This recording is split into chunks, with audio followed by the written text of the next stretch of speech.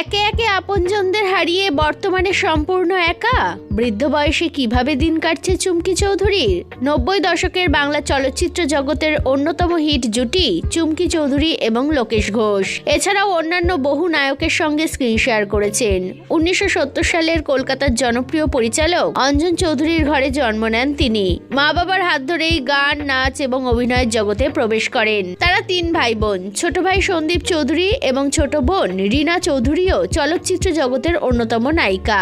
সংসারের আর্থিক অবস্থা প্রথম দিকে খুব একটা সচ্ছল ছিল না। অঞ্জন চৌধুরী তখন সবে ইন্ডাস্ট্রিতে নিজের জায়গা তৈরি করছেন। শত্রু ছবি মুক্তি পাওয়ার পর ধীরে ধীরে পরিচালক হিসেবে তার সুনাম ছড়াতে শুরু করে। 1990 সালে বাবার পরিচালনায় হীরক জয়ন্তী ছবির হাত ধরে অভিনয় জগতে পা রাখেন চুমকি। এরপর একে একে অভাগিনী, শ্রদ্ধাঞ্জলি, মেজ বউয়ের মতন হিট ছবিতে কাজ করেন এবং অভিনয় জগতে কাজ করতে করতেই অভিনেতা লোকেশ ঘোষের সঙ্গে আলাপ হয়। অঞ্জন চৌধুরী নিজে দাঁড়িয়ে থেকে দুজনের মধ্যে বিয়ে দিয়েছিলেন। যদিও তাদের বৈবাহিক জীবন খুব একটা সুখের হয়নি। বিয়ের কয়েক বছর পরেই তাদের মধ্যে বিচ্ছেদ ঘটে। এরপর ধীরে ধীরে অভিনয় জগৎ থেকে হারিয়ে যেতে থাকেন দুজনেই। 2007 সালে মারা যান অঞ্জন চৌধুরী। 2022 সালে মারা যান নায়িকার মা। এমনকি বছরখানেক আগেই তার ছোট ভাইয়ের অকাল প্রয়াণ ঘটে।